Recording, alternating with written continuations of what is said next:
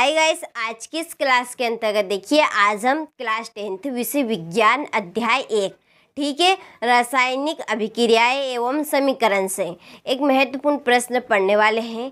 ठीक है कि रासायनिक अभिक्रियाएं किसे कहते हैं, उदाहरण सहित समझाइए, जो कि 2 नंबर के लिए देखिए बहुत ही इम्पोर्टेंट क्वेश्चन रहेगा। 2 नंबर में आपसे प्रश्न पूछा जा सकता है बोर्ड एग्जाम में। ठीक है, तो चलिए बिना टाइम वेस्ट किए हम वीडियो को स्टार्ट करते हैं। रासायनिक अभिक्रिया किसे कहते हैं, उदाहरण दीजिए।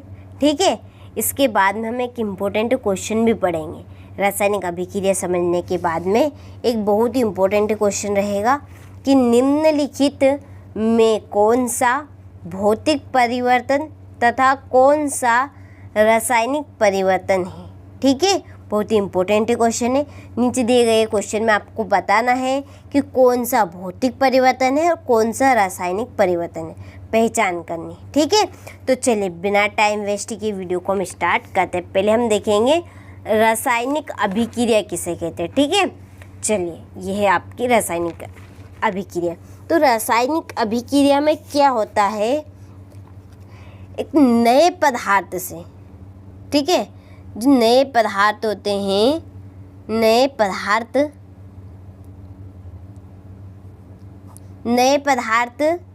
नए गुणधर्म के साथ, गुणधर्म यानी कि गुण उसकी क्षमता के साथ। ठीक है, तो नए पदार्थ नए गुणधर्म के साथ, ठीक है, के साथ बनते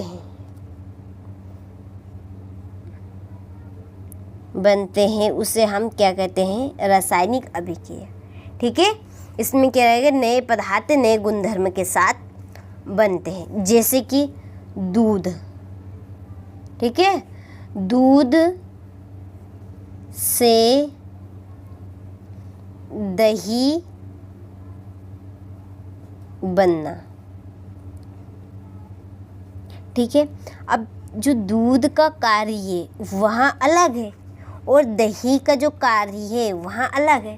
देखिए दूध क्या करता है, जब हम कोई व्यक्ति दूध पीते हैं, छोटे छोटे बच्चे भी दूध पीते हैं, ठीक है, लेकिन इसका सही मतलब नहीं पता है कि जो दूध है ये दूध गैस बनाता है, दूध से क्या बनती है, गैस बनती है। ठीक है, तो इसके गुणधर्म अलग हो गए दूध के, और दही क्या करता है, गैस को खत्म करता है।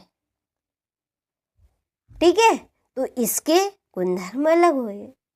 ठीक है, दूध से दही का बनना, तो दूध के गुणधर्म अलग है और दही का गुण अलग है। दूध का गुण क्या है कि यहाँ गैस बनाता है, दही का गुण क्या है कि यह गैस को खत्म करता है। ठीक है, जैसे H2,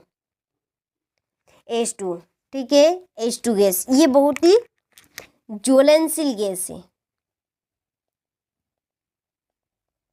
ज्वलनशील यानी कि ये आग पकड़ती है।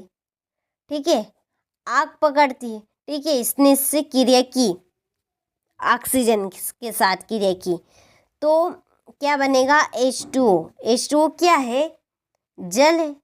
ठीक है, जल है, तो ये आग पकड़ता है और ये आग को बुझाता है। ठीक है, तो इसके गुणधर्म अलग हो गए और इसके गुणधर्म अलग हो गए। तो नया पदार्थ के ये नया पदार्थ नए गुणधर्म के साथ बनता है, यानी कि नए इसी पदार्थ, ठीक है, ये जो पदार्थ है H2 इसका क्या कार्य है कि यह बहुत ही ज्वलनशील पदार्थ है जो कि आग पकड़ता है। ठीक है, इससे ही क्या बना है, नया पदार्थ बना, लेकिन नए गुणधर्म के साथ बना है। H2O जल बना, जल का कार्य अलग है, यहाँ आग को बुझाता है। ठीक है, अब आपको परिभाषा में आ गई कि नए पदार्थ नए गुणधर्म के साथ बनते, उसे हम रासायनिक अभिक्रिया कहेंगे। ठीक है, तो चलिए यहाँ से आप इसकी परिभाषा नोट कीजिएगा। ठीक है, ये नोट्स में से कि वे अभिक्रियाएं जिसमें नए पदार्थ नए गुणधर्म के साथ बनते हैं उसे रासायनिक अभिक्रिया कहते हैं। किसे कहते हैं रासायनिक अभिक्रिया? कि वे अभिक्रियाएं जिसमें नए पदार्थ नए गुणधर्म के साथ बनते हैं उसे हम रासायनिक अभिक्रियाएं कहते हैं। ठीक है, और यह उदाहरण दूध से दही बनना और अगला है भोजन पकाना। ठीक है, चलिए अब हम मेन क्वेश्चन पे आते हैं। ये भी बहुत ही इम्पोर्टेंट था और ये भी इम्पोर्टेंट क्वेश्चन है। देखिए, एक बात यहाँ पर मैं आपकी क्लियर कर दूं कि जो भौतिक परिवर्तन है इसमें नए पदार्थ नहीं बनते हैं और रासायनिक परिवर्तन में नए पदार्थ बनते हैं। ठीक है, इससे ही आप पहचान कर लेना कि कौन सा भौतिक परिवर्तन है और कौन सा रासायनिक परिवर्तन है। ठीक है, तो चलिए स्टार्ट करते हैं। खोखले पानी में जल वाष्प बनना। खोखले पानी में जल वाष्प बनना। देखिए, पानी तो वही है पर लेकिन क्या बन गया है? जल वाष्प बन। इससे एक नया पदार्थ बना? नहीं बना। ठीक है, वही का वही है, क्योंकि पानी खोखले पानी में जल वाष्प बनना, वो पानी बादल में गया। ठीक है, वाष्प बन के चला गया, वापिस पानी बनकर गिर गया नीचे। ठीक है, तो ये भौतिक, ये रासायनिक परिवर्तन नहीं, ये कौन सा परिवर्तन है? भौतिक परिवर्तन। ठीक है, बर्फ का पिघलकर जल बनना। अब देखिए, बर्फ का पिघलकर जल बनना, बर्फ, देखिए बर्फ को हम सही टेम्परेचर पे पिघलाएंगे तो वापस क्या बनेगा? जल बन जाएगा। और वापस से हम क्या करेंगे? उस जल को उसी टेम्परेचर के हिसाब से रखेंगे तो वापस बर्फ बन जाएगा। कुछ नया पदार्थ बना? नहीं बना। ठीक है, जैसे कि फ्रीज में हमने पानी था, पानी रख दिया फ्रीज में और टेम्परेचर दिया, उसकी चाल बढ़ाई तो क्या बन गया? बर्फ बन गई। जैसे वापस फ्रीज से निकालेंगे और उसको धूप में लाएंगे थोड़ी देर तो वह पिघल जाएगा, वापस जल बन जाएगा। और पछी वापस हम उस जल को वापस फ्रीज में रखेंगे, वापस क्या बन जाएगा? बर्फ बन जाएगा। ठीक है, तो एक नया पदार्थ बना? नहीं बना। तो ये ऑटोमेटिकली भौतिक परिवर्तन है। ठीक है, जिसमें नए पदार्थ नहीं बनते। नमक का पानी में घुलना, ये प्रैक्टिकली करा है हमने। आप नमक को पानी में घुलाएंगे तो कुछ भी परिवर्तन नहीं होगा, परिवर्तन होगा लेकिन एक नया पदार्थ नहीं बनेगा।